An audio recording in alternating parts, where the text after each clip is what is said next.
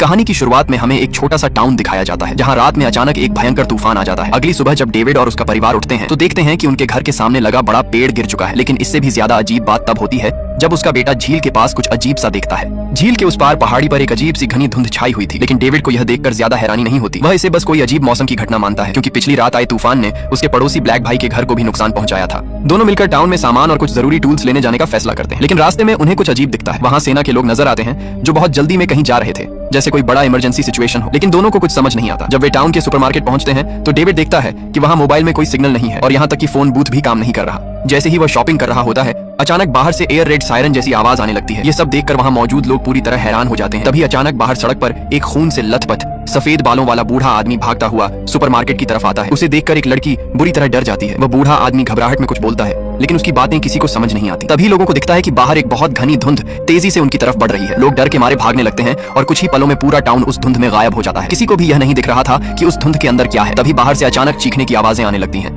जिससे सबकी हालत खराब हो जाती है। लोग जल्दी से सुपरमार्केट के दरवाजे बंद कर देते हैं। अब हर कोई डर से कांप रहा था, क्योंकि उस धुंध में क्या छिपा है ये किसी को नहीं पता था। तभी अचानक जोर का झटका लगता है, जैसे भूकंप आ गया हो। सब लोग जमीन पर बैठकर खुद को बचाने की कोशिश करते हैं। कुछ देर बाद झटका रुक जाता है और राहत की बात यह होती है कि अंदर किसी को चोट नहीं लगती। इन सभी अजीब घटनाओं की वजह से लोग डर और घबराहट में आ जाते हैं और तरह तरह के अंदाजे लगाने लगते हैं कि बाहर क्या हो रहा होगा। तभी सुपरमार्केट का मैनेजर सबको शांत रहने के लिए कहता है, लेकिन एक माँ बहुत बेचैन हो जाती है, क्योंकि उसके छोटे छोटे बच्चे घर पर अकेले थे। वह उन्हें लेने वापस जाना चाहती है। लोग उसे रोकने की कोशिश करते हैं, खासकर वह बूढ़ा आदमी, क्योंकि किसी को नहीं पता बाहर क्या खतरा है। लेकिन वह माँ कहती है कि उसके बच्चे बहुत छोटे हैं, अगर वह नहीं गई तो उनका बचना मुश्किल है। वह सबसे मदद मांगती है, लेकिन कोई भी अपनी जान जोखिम में डालकर एक अजनबी की मदद करने को तैयार नहीं होता। आखिरकार लोगों की इस बेरुखी को देखकर वह माँ अकेले ही बाहर चली जाती है। सब बस उसे जाते हुए देखते रहते हैं जब तक वह धुंध में गायब नहीं हो जाती। बाकी लोग वहीं सुपरमार्केट में फंसे रहते हैं, इस उम्मीद में कि शायद यह धुंध हट जाए। डेविड अपने बच्चे के लिए कंबल लेने के लिए स्टोर के गोदाम में जाता है। वहां जाकर वह नोटिस करता है कि रोलिंग शटर से अजीब सी आवाज आ रही है, जैसे कोई बाहर से उसे दबा रहा हो। यह देखकर वह डर जाता है और तुरंत बाहर भागता है, जहां उसकी टक्कर सुपरमार्केट के स्टाफ से हो जाती है। वह उन्हें अंदर की बात बताता है,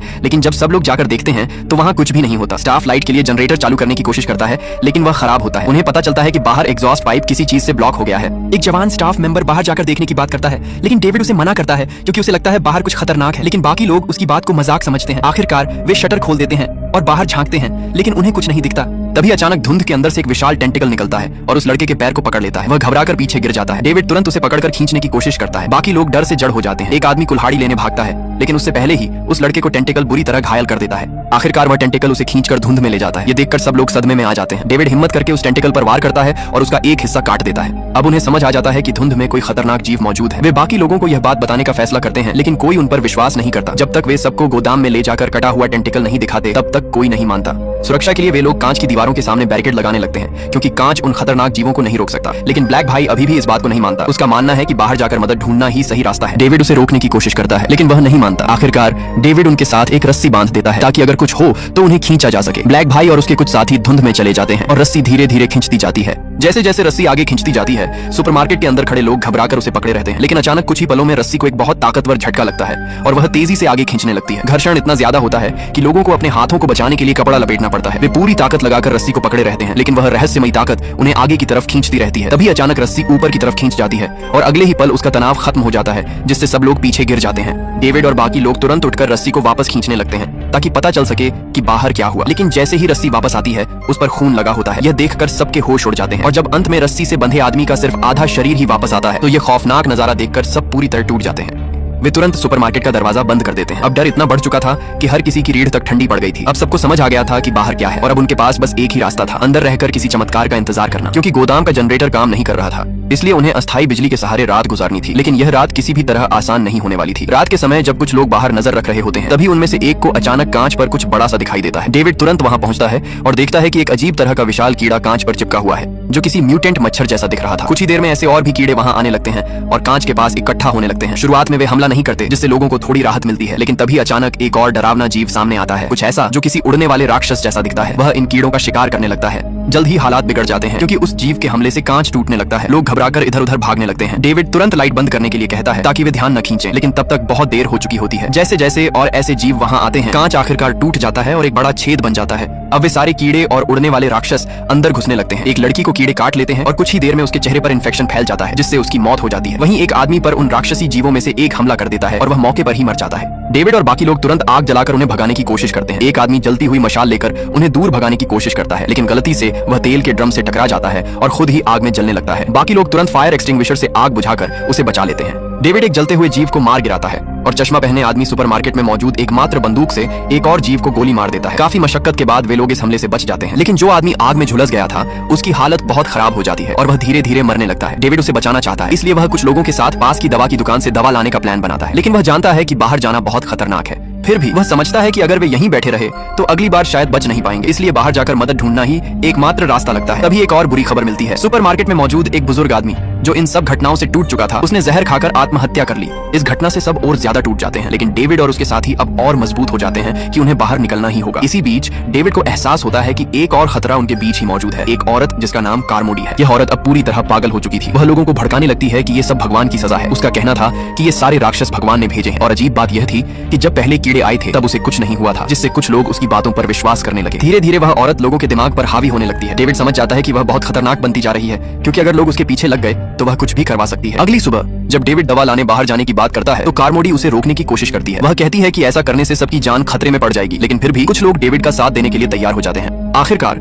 डेविड अपने कुछ साथियों के साथ सुपरमार्केट से बाहर निकलता है और दवा की दुकान की तरफ बढ़ता है, लेकिन वहां पहुंचकर उन्हें एहसास होता है कि वहां कोई भी जिंदा नहीं बचा है। सब कुछ डरावनी खामोशी में डूबा हुआ था। जैसे ही डेविड और उसके साथी दवा की दुकान के अंदर जाते हैं, वहां का माहौल बेहद डरावना और खामोश होता है। अभी वे ठीक से समझ भी नहीं पाते कि वहां क्या हुआ है, तभी अचानक एक सैनिक के शरीर के अंदर से बहुत सारे मकड़ियां निकलने लगती हैं और कुछ ही पलों में वह मर जाता है। यह नजारा देखकर सबके होश उड़ जाते हैं, लेकिन इससे भी ज्यादा खौफनाक बात यह थी कि वहां विशालकाय मकड़ियां भी मौजूद थी। यह देखकर सुपरमार्केट से आए लोग डर के मारे वहीं जम जाते हैं। तभी चश्मा पहने आदमी तुरंत अपनी बंदूक निकालता है और एक मकड़ी को गोली मार देता है, लेकिन असली खतरा अभी बाकी था। उन मकड़ियों के जाले बेहद खतरनाक थे। उनके जाले में ऐसा जहरीला असर था कि जो भी उससे छूता उसकी त्वचा गलने लगती थी। जैसे ही वे लोग अंदर बढ़ते हैं और ज्यादा मकड़ियां जाग जाती हैं और उन पर हमला कर देती हैं। एक आदमी का पैर गलती से जाले से छू जाता है और उसकी पैंट अलग हो जाती है, साथ ही उसकी त्वचा भी उधड़ जाती है। दूसरा आदमी सीधे चेहरे पर झाला लगने से वहीं मर जाता है। हालात बेकाबू होते देखकर डेविड बाकी घायलों को लेकर वहां से भागने का फैसला करता है। जब वे लोग वापस सुपरमार्केट पहुंचते हैं तो उनके साथ गए आधे से ज्यादा लोग मर चुके होते हैं। इस भयानक अनुभव के बाद अंदर मौजूद लोग और ज्यादा डर जाते हैं और कई लोग कार्मोडी की बातों पर विश्वास करने लगते हैं। अब धीरे धीरे ज्यादातर लोग उसी औरत के पीछे चलने लगते हैं और उसे ही अपनी उम्मीद मान लेते हैं। डेविड और उसके साथी चाहकर भी इस चीज को रोक नहीं पाते। वे बस यही जानना चाहते हैं कि आखिर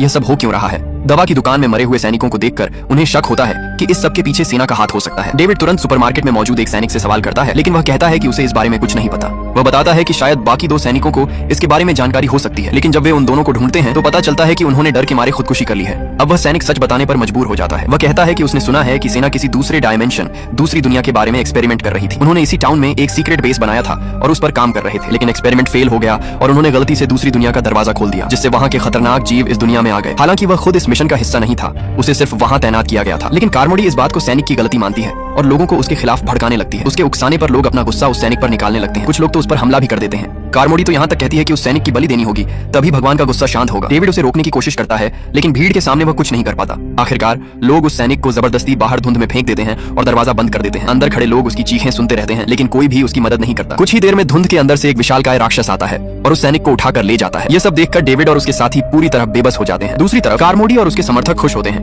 क्योंकि उन्हें लगता है कि उन्होंने सही काम किया है। वह औरत अब और ज्यादा लोगों को अपने कंट्रोल में ले लेती है। अब वह कहती है कि हर दिन एक बलि देनी होगी, तभी वे सब बच पाएंगे। धीरे धीरे पूरा सुपरमार्केट उसके कब्जे में आ जाता है और लगभग सभी लोग उसके अंधभक्त बन जाते हैं। डेविड समझ जाता है कि अब वहां रुकना और भी ज्यादा खतरनाक है। अगर वे वहां रहे तो या तो राक्षस उन्हें मार देंगे या फिर ये पागल लोग उन्हें बलि चढ़ा देंगे। इसलिए वह रात के समय कुछ समझदार लोगों के साथ वहां से भागने का प्लान बनाता है। वे सोचते हैं कि जब सब सो जाएंगे तब चुपचाप खाना लेकर निकल जाएंगे, लेकिन कार्मोडी पहले से ही उनकी योजना समझ चुकी होती है। वह खुद को भगवान का दूत मानने लगी थी और किसी को भी जाने नहीं देना चाहती थी। उसके इशारे पर उसके समर्थक हथियार लेकर डेविड और उसके साथियों को घेर लेते हैं। वह उन्हें पापी बताकर उनकी बलि देने की बात करती है और कहती है कि सबसे पहले डेविड के बेटे की बलि दी जाएगी। यह सुनकर डेविड का गुस्सा फूट पड़ता है और वह पलटकर हमला कर देता है। जल्द ही वहां अफरा तफरी मच जाती है, लेकिन कार्मोडी के समर्थक ज्यादा होते हैं, इसलिए डेविड और उसके साथी कमजोर पड़ जाते हैं। तभी अचानक एक गोली चलती है और सब कुछ रुक जाता है। चश्मा पहने आदमी सीधे कार्मोडी को गोली मार देता है और कहता है, तुम्हें दूसरों की बलि देना पसंद है ना, तो पहले खुद की दे दो। उसकी मौत के साथ ही लोगों का वह अंधा विश्वास भी टूट जाता है। जो लोग अब तक उसके पीछे थे वे सब होश में आ जाते हैं। इस मौके का फायदा उठाकर डेविड और उसके साथी जल्दी से वहां से निकल जाते हैं और पार्किंग की तरफ भागते हैं। वहां उन्हें एक गाड़ी मिलती है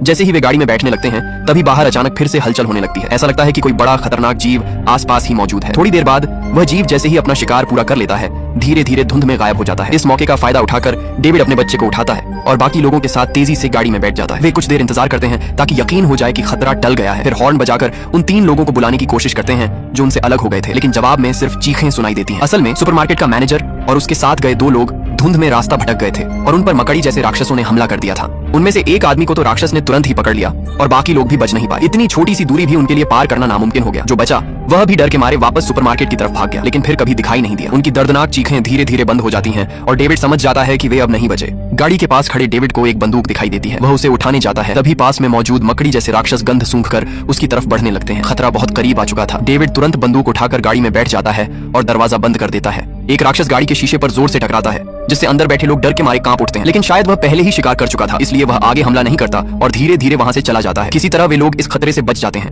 अब डेविड गाड़ी स्टार्ट करता है और धीरे धीरे वहां से निकलता है। वे बहुत सावधानी से कम स्पीड में सुपरमार्केट के सामने से गुजरते हैं। गाड़ी में कुछ खाली सीटें भी होती हैं, लेकिन अब कोई भी बाहर आने की हिम्मत नहीं करता। अंदर खड़े लोग बस चुपचाप उन्हें जाते हुए देखते हैं। किसी के चेहरे पर उम्मीद है, किसी के चेहरे पर डर, तो कोई बिल्कुल भावहीन खड़ा है। किसी को नहीं पता बाहर जाना सही है या नहीं। डेविड और उसके साथी धुंध के बीच आगे बढ़ते रहते हैं। गाड़ी की तेज लाइट उस घनी धुंध को चीरती हुई आगे का रास्ता दिखा रही थी, लेकिन रास्ते में हर जगह मकड़ियों के जाले फैले हुए थे जो इस बात का संकेत दे रहे थे कि खतरा अभी खत्म नहीं हुआ है। सबसे पहले डेविड अपने घर पहुंचता है, लेकिन जैसे ही वह दरवाजे पर पहुंचता है उसका दिल टूट जाता है। उसकी पत्नी मकड़ियों के जाल में लिपटी हुई बाहर लटकी हुई थी, वह मर चुकी थी। यह नजारा देखकर डेविड पूरी तरह टूट जाता है। हालांकि उसे पहले से ही अंदेशा था, लेकिन सच्चाई को सामने देखकर वह सहन नहीं कर पाता। फिर भी अपने बेटे और बाकी लोगों के लिए वह खुद को संभालता है और वहां से आगे बढ़ने का फैसला करता है। वे बिना किसी तय मंजिल के आगे बढ़ते रहते हैं। रास्ते में उन्हें हर जगह तबाही ही नजर आती है। पूरा शहर बर्बाद हो चुका था और जो लोग समय पर नहीं भाग पाए वे उन राक्षसों का शिकार बन चुके थे। कुछ देर बाद अचानक गाड़ी के नीचे जोर का झटका लगता है और वह रुक जाती है। तभी वे देखते हैं कि उनके सामने एक बहुत ही विशाल और डरावना जीव खड़ा है, इतना बड़ा कि उसे शब्दों में बयान करना मुश्किल है। उसकी लंबी लंबी टांगें आसमान को छू रही थीं और हर कदम के साथ जमीन कांप रही थी। ये नजारा देखकर सबकी सोचने समझने की क्षमता ही खत्म हो जाती है। उन्हें समझ नहीं आता कि इस धुंध में और कितने ऐसे खतरनाक जीव छिपे हुए हैं। जब वह विशाल जीव वहां से चला जाता है तो डेविड फिर से गाड़ी आगे बढ़ाता है, लेकिन अब उसके अंदर उम्मीद लगभग खत्म हो चुकी थी। उसे लगने लगा था कि शायद अब कोई बचने वाला नहीं है। और तभी सबसे बुरा होता है, गाड़ी का पेट्रोल खत्म हो जाता है। वे अभी भी धुंध के अंदर ही थे और बाहर निकलने का कोई रास्ता नजर नहीं आ रहा था। अब सभी समझ जाते हैं कि उनका अंत करीब है। बाहर से राक्षसों की आवाजें धीरे धीरे पास आती जा रही थी। अब उनके पास बचने का कोई रास्ता नहीं था। ऐसे में सब लोग एक बहुत मुश्किल फैसला लेते हैं। वे तय करते हैं कि राक्षसों के हाथों दर्दनाक मौत मरने से बेहतर है कि वे खुद अपनी जिंदगी खत्म कर लें। डेविड बंदूक निकालता है, लेकिन उसमें सिर्फ 4 गोलियां होती हैं, जबकि वे 5 लोग थे। इसका मतलब था कि एक व्यक्ति को जिंदा रहकर राक्षसों का सामना करना पड़ेगा। डेविड अपने छोटे बेटे को देखता है और फैसला करता है कि वह खुद इस दर्द को सहेगा। बाकी लोग भी चुपचाप इसके लिए तैयार हो जाते हैं। डेविड एक एक करके सबको गोली मार देता है, यहाँ तक कि अपने बेटे को भी। अब गाड़ी में सिर्फ डेविड बचता है। वह जोर जोर से रोने लगता है। वह खुद को भी मारना चाहता है, लेकिन उसके पास कोई गोली नहीं बचती। वह गाड़ी से बाहर निकलता है और जोर जोर से चिल्लाता है, आओ मुझे मार डालो। वह चाहता था कि राक्षस आकर उसे खत्म कर दे। तभी धुंध के अंदर से भारी आवाजें आने लगती हैं, जैसे कोई बहुत बड़ा जीव उसकी तरफ आ रहा हो। डेविड को लगता है कि अब सब खत्म होने वाला है, लेकिन तभी कुछ ऐसा होता है जिसकी उसने कभी कल्पना भी नहीं की थी। धुंध के अंदर से राक्षस नहीं बल्कि सेना के टैंक बाहर आते हैं। राहत पहुंचाने वाली सेना आखिरकार वहां पहुंच चुकी थी। धीरे धीरे धुंध हटने लगती है और पीछे से कई गाड़ियां आती हैं जिनमें बचे हुए लोगों को बचाया जा रहा था। डेविड ये सब देखकर पूरी तरह टूट जाता है। उसे उन लोगों में वही औरत भी दिखती है जो अपने बच्चों को बचाने के लिए अकेले बाहर गई थी और वह जिंदा थी। सेना अब उन राक्षसों को मार रही थी और हालात कंट्रोल में आ चुके थे, लेकिन डेविड के लिए अब सब खत्म हो चुका था। जिस पल वह बच सकता था उसी से कुछ पल पहले उसने सब कुछ खो दिया। वह वहीं खड़ा रह जाता है, टूट चुका, बिखर चुका था, और उसकी दर्द भरी चीखों के साथ ये कहानी खत्म हो जाती है। आपको आज की वीडियो कैसी लगी कमेंट्स में जरूर बताना। मिलते हैं नेक्स्ट वीडियो में, तब तक के लिए बाय।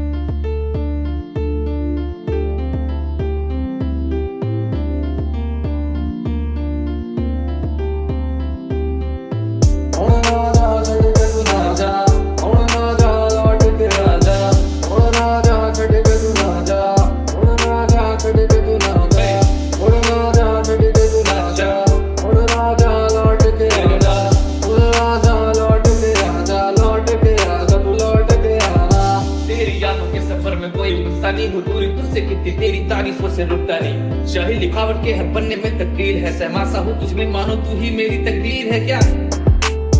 चेक चेक बजे तू दिल किया पुकार मेरी।